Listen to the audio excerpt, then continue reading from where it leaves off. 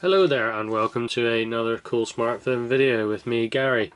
Today we're going to be having a look at the Huawei Mate S that was released back in the beginning of September at IFA, and we're just going to dive right in.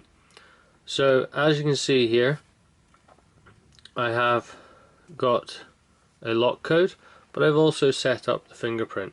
Now the finger I'm using is this finger here, so let's just tap it on the back there and you can see straight away it has opened up. Now this is pretty quick.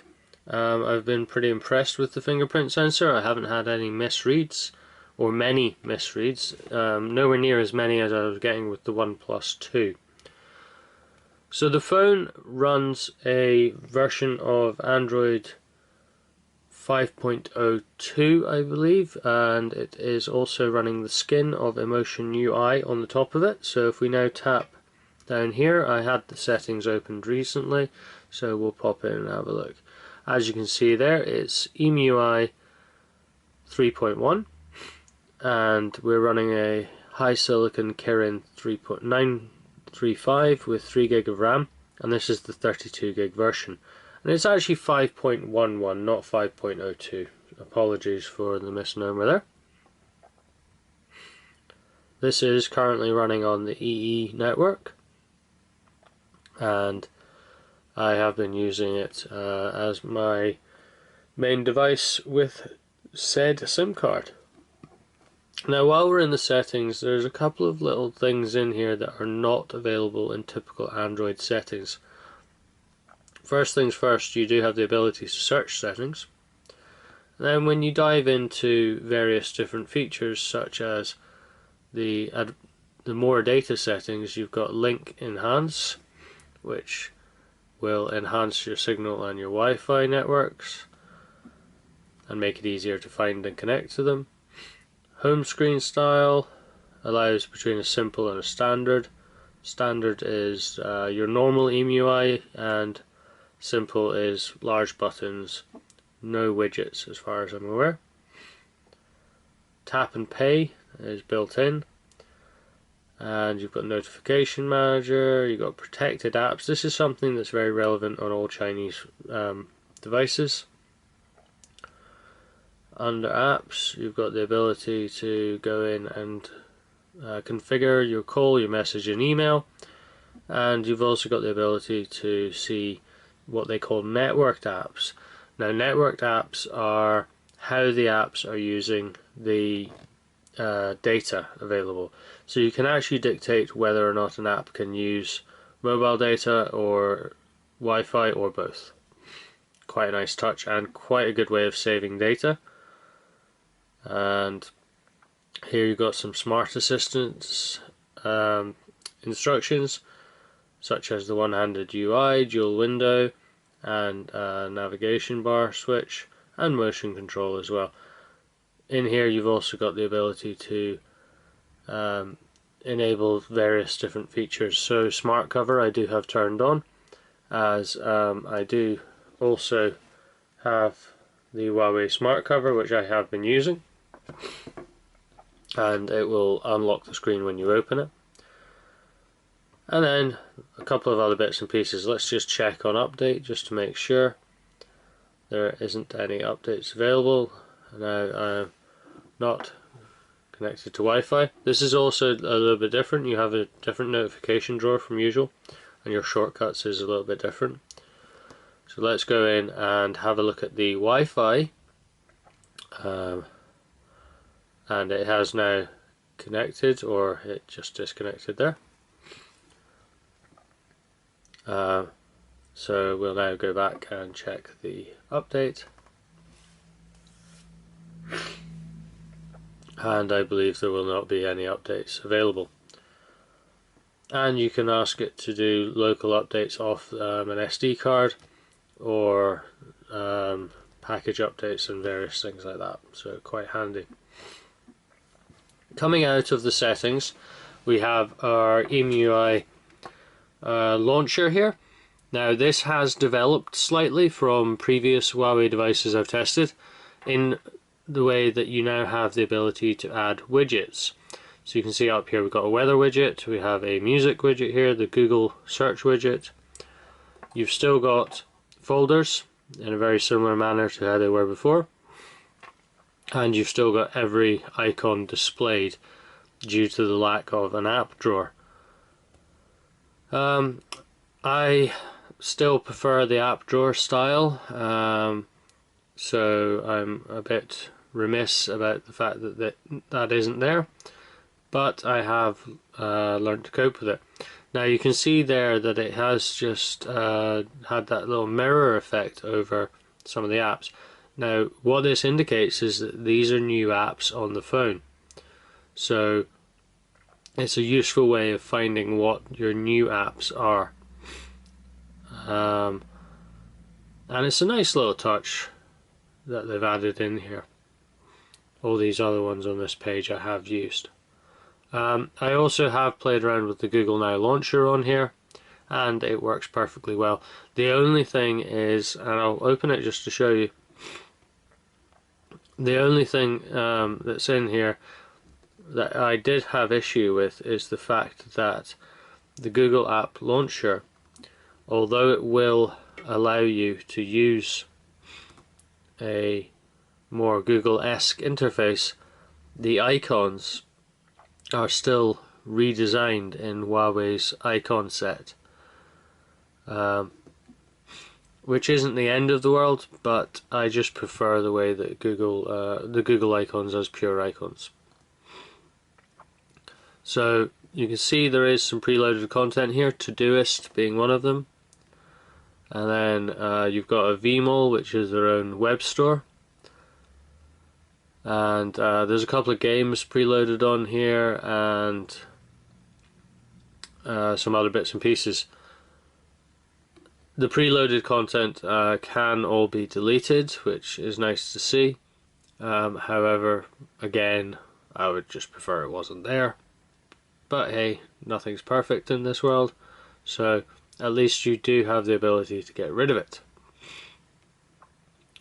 With regard to the phone's performance, I have benchmarked it, and that will be available in the full review on coolsmartphone.com. Couple of nice little features. If we go into Phone Manager, it gives us the ability to scan the phone, and it will see if there's anything that can be optimized, any apps that can be closed down. So I've got 10 apps that I can clean up to free some memory. That'll free up some memory for me. I've got some junk I can clean out as well. And then if I were to turn power saving mode on, it will allow me to get better power. So that's now my phone optimized. However, I'm going to turn the power saving mode back off, or not. So that's a nice wee touch. Now another little thing we've got is Traffic Manager. This allows you to actually not just see the traffic data you've used, but also allows you to break it down as to what apps have been using it, how much has been used on 4G, and what has been used in mobile hotspots as well. A little bit more in depth than you get in the normal settings on Android. We've got a file browser in there, Notepad, themes. Now themes is something that Huawei are heavily into, so this allows you to change the entire look and feel of the phone with a very simple touch, and you can download lots of different style themes. Now that magazine unlock that we just saw pop up there, if I now lock the phone and then I go to unlock without using the fingerprint reader, it will come up with a different picture on the screen every time, as if you are flicking through a magazine. Now it's a nice way of having a new image every now and again, so I don't really mind that. What I'm going to do now is go into the camera. Now the camera itself, really, I'm not going to be able to justify it in this short overview, but the camera itself has got a lot of interesting features.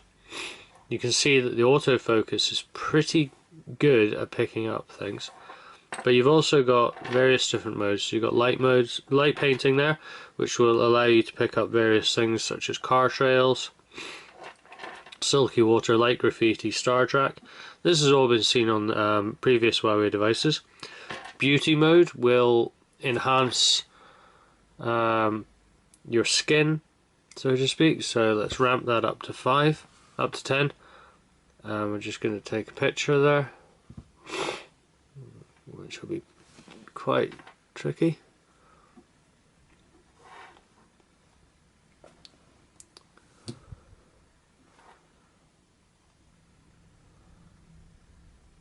Okay. And what it should do is it should rule out the imperfections. So if we now go and view that picture, again, this is designed for your face, though it has kind of got rid of some of the fingerprint ridges, but you can see here this is actually a really good example of the camera, that the ridges on my finger just there are visible. So the camera, I'm not going to dwell on it, but the camera is really quite impressive. I would rate it as being up there with my Xperia Z3 with regard to the quality. So there's a wee picture of a pebble there. Okay, photo does what it says on the tin. You can play around with the exposure values just by tapping on the focal point. Video, again, fairly simple video interface, and you have got movable focus. So if we put something else in the background there, like this little piece of string, so I can either focus on the actual rock, or I can focus on the knot of the string. And then time-lapse is very, very similar to what you would expect of any time-lapse photography on any phone. Other features of the camera, you've got all these other modes as shown here, and then you've got your actual settings where you can even go in and you can play around even more. It does have optical image stabilization, and indeed it does have object tracking and stabilizer. So the camera really isn't bad. You've also got this other thing where you can add filters. There's lots to play around with in the camera, and I can't really do it justice in this short video.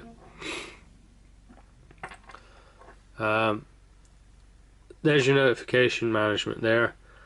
Pretty good, and double tapping will indeed take you into the content. So that is a very, very brief overview of the Huawei Mate S. We've seen a lot of the software that it is bringing to the table on previous Huawei's, such as the Huawei P8 and the Huawei P8 Max, but also on the Huawei P7 and P6, and it has built on those previous devices, which is good to see that Huawei are developing over time. So if there's any questions about this, please feel free to pop them in the comments below. And if you like this video, please like it. If you didn't like it, then please also pop a comment down below stating why. If you want to see more content like this from coolsmartphone.com, please subscribe at the link over there. And feel free to check out the full written review on the website. That's all for now. Thanks for watching. Bye.